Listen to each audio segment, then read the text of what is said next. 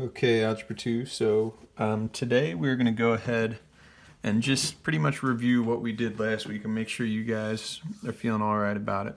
Okay, so we did three things last week. We first learned about rational expressions and we were simplifying them. And then we learned how to multiply and divide rational expressions.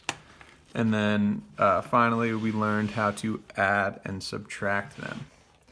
Okay, so I'm just going to give you an example of each and then we'll have you guys practice a little bit. So for number one here, remember when we're simplifying, all we want to do is factor everything. Okay? So factor our numerator, factor our denominator, and then cancel out whatever we can.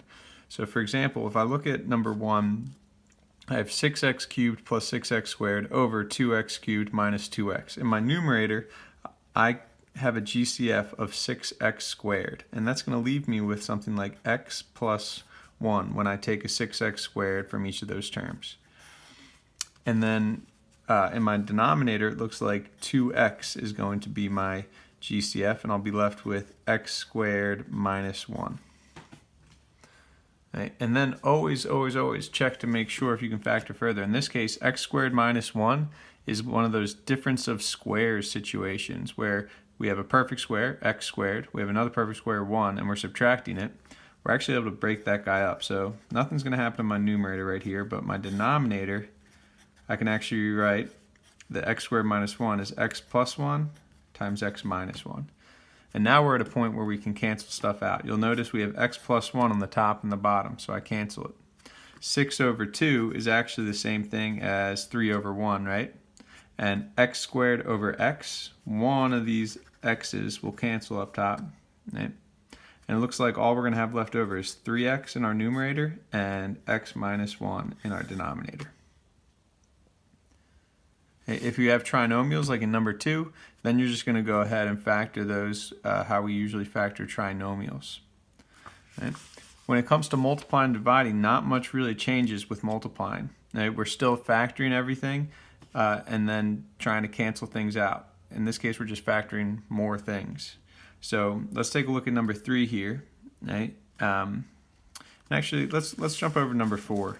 I think this might have a little bit more help for us. So let's factor everything we can. So 49 minus y squared, that's the difference of squares. So I can rewrite that as 7 plus y times 7 minus y. 6y squared plus 42y, I can pull out a 6y as a GCF there, and I'll be left with y plus 7. 48y cubed is just a monomial. I can't take out a GCF from that. And then here I have a trinomial, y squared minus 10y plus 21. Remember, the way we factor those is we put y in front, and we think what multiplies to 21 and combines to negative 7. So, negative 10. So that's going to be negative 7 and negative 3. And once you get to this point, you can cancel some stuff out. So it looks like we have 7 plus y and y plus 7. Those guys are equal.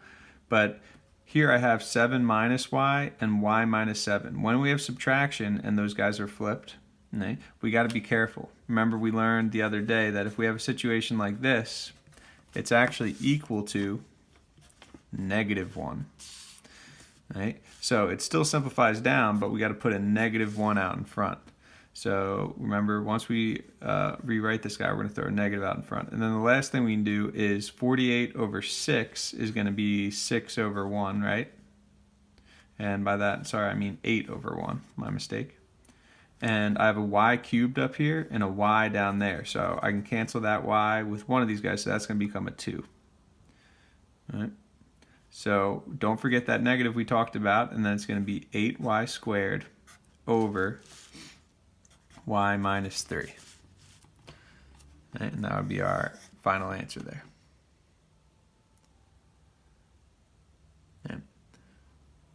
And then when it comes to division, it's actually pretty similar, but before we get rolling, we have to do our little keep, change, flip in order to get this guy looking like a multiplication problem. So whenever you see division, right, you can do keep, change, flip. For number 6, I'm actually going to make the second guy fraction by just putting it over 1, just to make it easier to remember my keep, change, flip. So remember, keep, change, flip just means this. I keep my first guy, so that's going to stay exactly how it is. and then I'm going to change the division to multiplication, and I'm going to flip this guy. So the 1's going to go up top now, and on bottom I'm going to have this. Okay, so we got a ton going on here. Right? And now we got to get to what we were doing in number 4, factor. Right? So first over here, I'm going to write it all right here.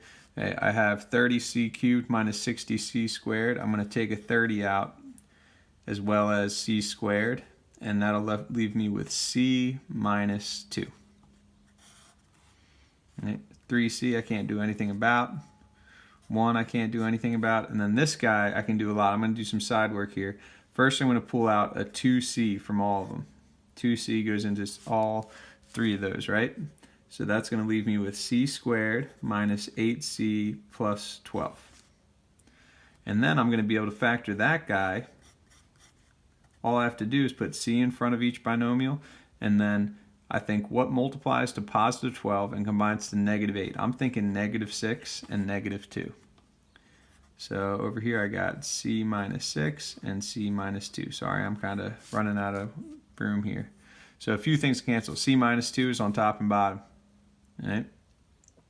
Looks like c minus 6, nah, nothing. So I'm going to rewrite and then we'll keep going from there. So I got 30c squared over, I got 3c and 2c, that's 6c times c minus 6. So this is where we're at right now. And then to finish off, 30 over 6 is really 5 over 1 if we reduce it, right? And then c squared over c, that c will cancel and we'll take this guy down to just c. So my answer is going to be 5c over c minus 6. And then the last thing we learned about was adding and subtracting. So you got to make sure you're careful here. First thing you want to do is get a common denominator.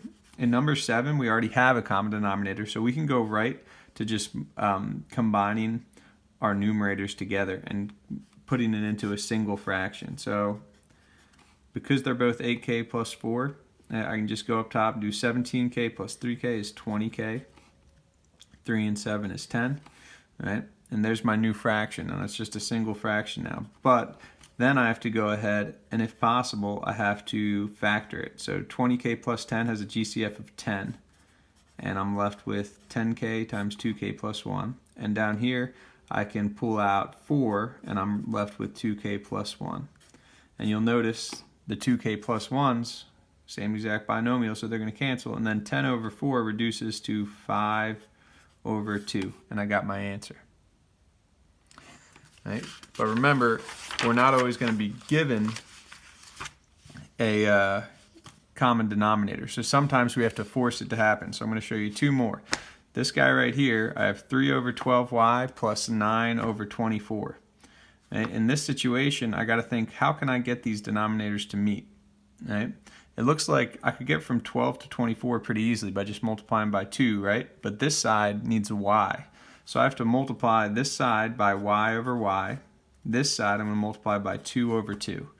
You're always going to multiply by the thing over itself because essentially we're really just multiplying by 1. We're making our expressions look different, but we're not changing their value. So this left side is going to be 6 over 24y. This right side is going to be 9y plus 24y. And then what we're able to do is we get to combine these guys because they have a common denominator. So 24y on the bottom, and then we're going to have, I'm going to put the 9y first, 9y plus 6. Right? Then we can go ahead and GCF this guy. So I pulled a 3 out from 9y plus 6. And then you'll notice 3 over 24, doesn't that reduce to 1 over 8? So our answer is going to be 3y plus 2 over 8y. Okay. Sometimes you might even have to multiply by a binomial in order to get your final solution. Like, for example, number 11, we have r over r plus 6 minus 1 over r. It's tempting to think, oh, I could just multiply this by 6, but that's going to give us 6r, not r plus 6. So what I have to actually do here, I got to multiply this side by r plus 6 over r plus 6. I got to multiply this side by r over r. And then you'll notice both our denominators are going to be r times r plus 6. This guy, I got to make sure I distribute that 1 through. So r plus 6 over r times r plus 6. And be really careful here, right? When we're combining these guys, we got to make sure this negative goes through the r and the 6. So I'm going to have r squared, then I'm going to have minus r minus 6. I made both these guys negative. Okay, so we got it into a single fraction. To finish off, what we need to do is go ahead and factor this guy. So I'm going to factor this as r minus 3 and r plus 2. I chose those guys because minus 3 and positive 2 multiply to give me negative 6 and combine to give me negative 1, right? And then if we check out to see if we can cancel anything, it looks like we don't have anything matching up. So that's our answer. Okay, so to practice, I want you guys doing the odds on homework 4 up to number 11. So the odds up to number 11 on homework 4. Hope you guys have a great day.